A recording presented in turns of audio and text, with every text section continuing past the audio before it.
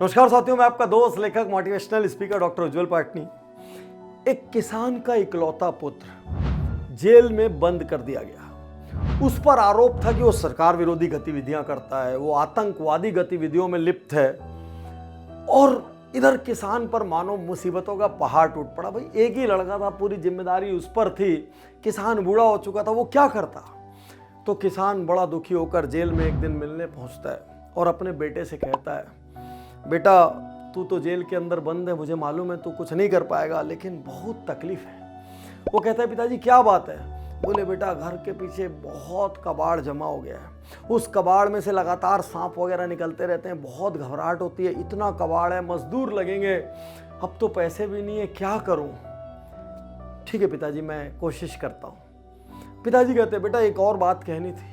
तेरे को पता है खेत में फसल लगाने का वक्त आ गया है, बीज डालने का वक्त आ गया है, लेकिन चारों तरफ खरपतवार उगी हुई है, जुताई गुड़ाई जमीन की कराना है। बेटा मेरे से तो कुछ नहीं होता आजकल, और मजदूरों का पैसा कहाँ से लाऊं।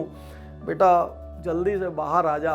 और ये कहकर पिता के दो आंसू गिर गए। और ये कहानी आज मैं किन के लिए सुना रहा हूँ, जिनके जीवन में कोई चैलेंज है, कोई प्रॉब्लम है, रास्ता नहीं नजर आ रहा है, कोई अपॉर्चुनिटी है मगर उनको एनकैश नहीं कर पा रहे हैं, संसाधनों का अभाव है, पैसे का अभाव है, नेटवर्क का अभाव है, और ऐसा लग रहा है पता नहीं रास्ता कैसे निकलेगा।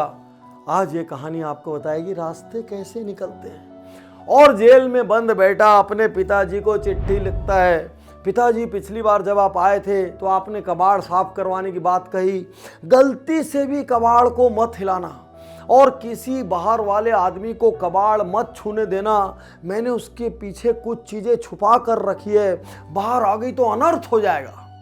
और अचानक 3 दिन बाद उसके पिताजी के घर पे खूब सारे सिपाही आ धमकते हैं, पूरा कबाड़ उलट पुलट करते हैं, पूरा निकाल के फेंक देते हैं, और देखते ही देखते वो हिस्सा साफ हो जाता है। अगले दिन किसान आश्चर्यचकित होकर वापस जेल पहुंच जाता है। बेटा वो तेरे कुछ दोस्त आए थे, उन्होंने पूरा कबाड़ वबाड़ साफ कर दिया। बेटा लेकिन मैं सोचता हूँ वो तो ठीक है, यदि खेत का भी कुछ हो जाता ना तो वाकई में खाने को रोटी हो जाती है। बेटा कहता है, पिताजी आप जाइए, वो भी हो जाएगा।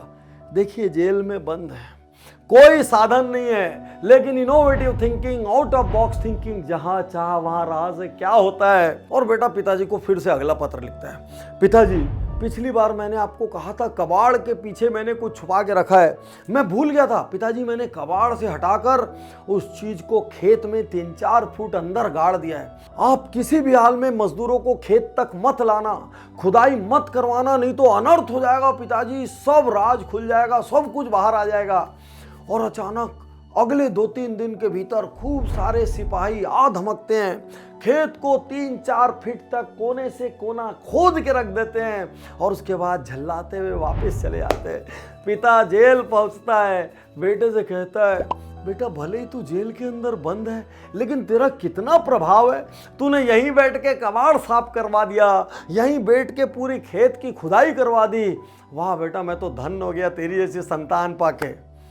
अब यदि यहाँ आपको समझ आ गया हो कि मामला क्या हुआ तो कमेंट बॉक्स में जरूर लिखें। बाकी आपसे कहना चाहता हूँ, दुनिया में 2 ही किस्म की समस्याएं हैं मेरे दोस्त, एक वो जिनका कोई ना कोई हल है, और एक वो जिनका कोई हल नहीं है, या ऐसा कह लें वो समस्याएं जिनको कोशिश करके आप नियंत्रण में लेके सॉल्व कर सकते हैं, और वो समस्याएं जिनको आप कितनी भी कोशिश कर लें वो आपके नियंत्रण के बाहर है। यहाँ एक बात आपसे कहना चाहता हूँ, जीवन का सबसे बड़ा पाठ आपको देना चाहता हूँ, पहले भी कई बार दिया है, जिन समस्याओं का हल है उनकी चिंता क्यों करना, और जिन समस्याओं का कोई हल नहीं है उनकी चिंता क्यों करना। तो आज से हर समस्या को सिर्फ इसी नजरिए से देखो, क्या इसका कहीं कोई हल है। वो हल पैसा हो, वो हल शहर छोड़ना हो, वो हल मेहनत करना हो, वो हल अपमान सहना हो, वो हल कुछ नया सीखना हो, वो हल मेरे जैसे कोच के पास आके मिलना हो, चाहे जो हल हो। यदि हल है तो हल की तरफ बढ़िए, यदि हल नहीं है तो उसको अपने दिमाग से डिलीट कीजिए, डंप कीजिए, जिंदगी आनंद से भर जाएगी। फिर से कह रहा हूं, दुनिया में उस किसान के बेटे की तरह यदि आउट ऑफ बॉक्स थिंकिंग लगाएंगे तो अधिकांश समस्याओं का कोई ना कोई हल है। दिक्कत यह है, लोग हल पे एक्टिवली काम करने की जगह, लोग सॉल्यूशन पे सोचने की जगह घर में बैठ के स्ट्रेस लेके बीपी बढ़ा के सिर्फ और सिर्फ प्रॉब्लम के बारे में सोचते हैं। शुक्रिया, धन्यवाद, थैंक यू।